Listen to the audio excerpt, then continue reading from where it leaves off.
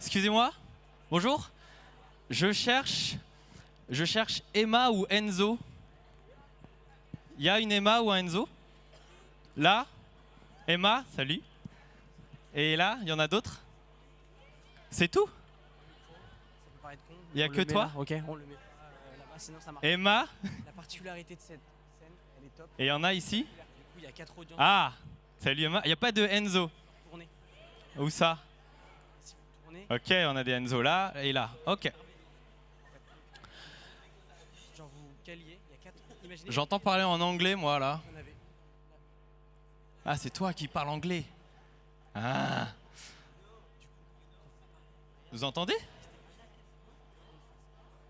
Voilà, Il y a quelqu'un qui parle anglais, là. On l'entend. C'est qui? Ok. Bon, vous l'entendez pas?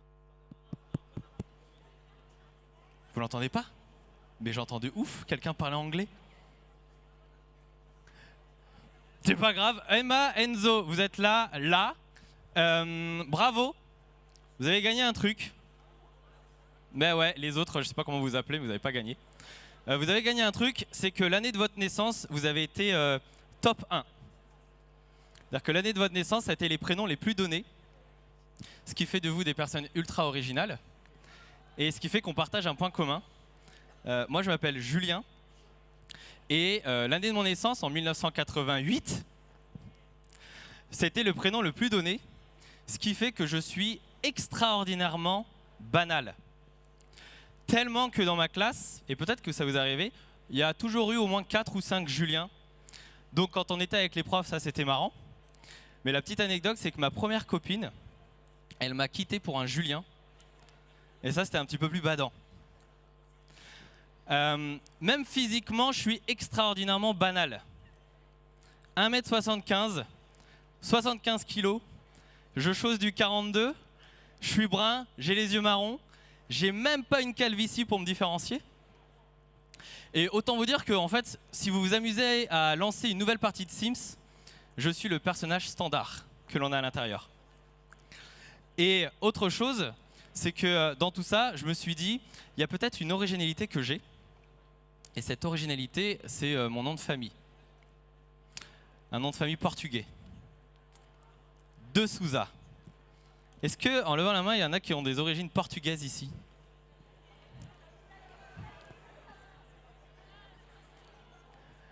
Donc De Souza, évidemment, un nom portugais. Qu'est-ce que ça sent, un nom portugais? Ça sent la mer. Ça sent le soleil. Et vous allez me dire que ça sent la morue. Et en fait, ce qui se passe, c'est que même dans mon originalité, je cochais tous les clichés qu'on peut avoir sur les Portugais. Genre, une mère de famille, femme de ménage, check. Un père maçon, check. J'ai vécu dans une loge de gardien, check. Le petit napperon qu'on met sur la télé pendant que l'Euro 2004 est en train de passer et on voit il y a Figo et Ronaldo qui tentent de gagner l'Euro, check. Il y en a qui l'ont aussi, ce petit napperon sur la télé. Donc en fait, je suis extraordinairement banal. Et pour le coup, mon originalité, je pensais que c'était un truc vraiment stylé. Mais des Julien de Souza, il y en a plus de 150 en France. Donc même sur ça, en vrai, je viens de perdre mon originalité. Et il y a une petite stat, et on va le voir avec vous. Il y a un Français sur 3 de moins de 60 ans qui a des origines immigrées. En levant la main, qui parmi vous a une origine d'un autre pays d'Europe? Espagne, Europe. Espagne, Italie, que l'Europe là. Hein. L'Europe. L'Europe. Ok. Parmi vous, qui a une origine d'un autre pays, mais ça devait être d'Asie? Cambodge, Laos, Vietnam. Et d'un autre pays d'Afrique. Ok. Eh bien, félicitations, vous n'êtes absolument pas originaux. Donc, comment on fait partie de cette famille de gens qui, en fait, on a tous une autre origine et en fait, on est tous banals. Banaux. Banal. Banal. On dit banal. Donc, on est tous comme ça. Alors, ce qui s'est passé, c'est que moi, la particularité en plus de ça, c'est que ma deuxième copine m'a quitté pour un De Souza.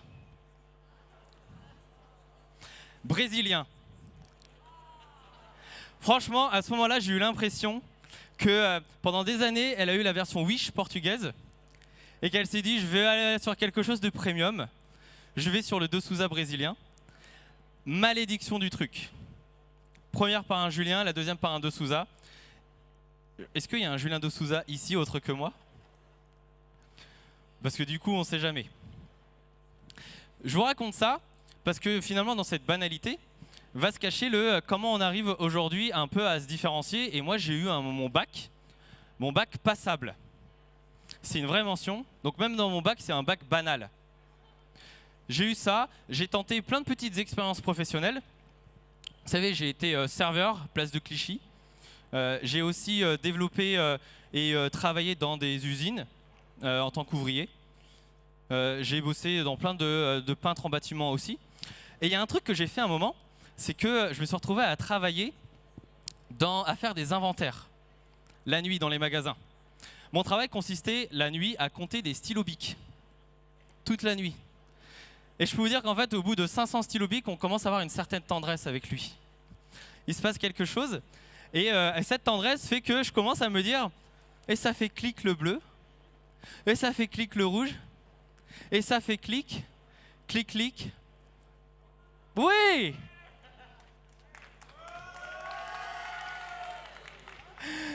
Oui! Et vous l'avez vu, hein, clic, clic, pan, pan, pan.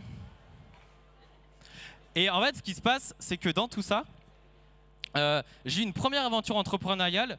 Et cette première aventure, ça a été de trouver sur Internet une annonce d'un mec qui m'a dit « Tu veux gagner 10 000 € par semaine ? On a une méthode infaillible pour ça. C'est une méthode qui consiste justement à avoir seulement un ordinateur, une connexion Internet et de travailler que 12 minutes par jour. » Moi, à l'époque, je ne connaissais pas trop Internet. Je suis allé droit dedans. Franchement, je me suis dit bah, peut-être qu'il y a une super solution, c'est de l'or en barre. Et en fait, tout l'inverse, grosse arnaque, ça s'appelle une pyramide de Ponzi. Je ne sais pas si vous connaissez. Et en fait, une pyramide de Ponzi, moi j'avais l'impression de rentrer dans cette pyramide et de découvrir le tombeau de la moulaga. Et en fait, ce qui se passe, c'est que j'ai surtout perdu 300 € en faisant ça. Mon estime et toute confiance dans les Égyptiens. À ce moment-là, rien ne marchait. C'était pas du tout une bonne aventure entrepreneuriale. Mais globalement, ça plus des boulots que j'ai pu avoir dans plein de trucs très différents où j'ai été chercheur en labo, chercheur de boulot tout court aussi. J'ai aussi eu l'occasion de bosser dans une entreprise en tant que salarié où j'étais bien payé, mais je m'ennuyais.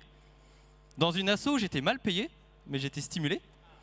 Et tout ça fait que il y a 4 ans, j'ai monté ma propre boîte, mais rien ne me prédestinait à monter ça, parce que les statistiques plus mon extraordinaire banalité me disaient que j'avais 70% de chance de finir ouvrier.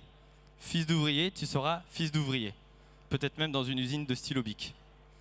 Absolument pas ça ce qui s'est passé, parce que j'ai retenu un truc. C'est qu'à un moment, j'ai rencontré des gens qui m'ont fait confiance, et j'ai rencontré des gens qui m'ont offert des opportunités. Et j'ai aussi rencontré des gens qui ne m'ont pas piqué mes copines. Tout ça fait qu'à un moment, j'ai commencé à prendre confiance en moi et à créer des choses, ce qui a fait que j'ai pu me lancer et créer mon propre ascenseur social. Et qui plus est, quand on est maçon, ou un portugais, et que derrière il y a le côté un peu manuel, construire son propre ascenseur social, c'est plutôt pratique.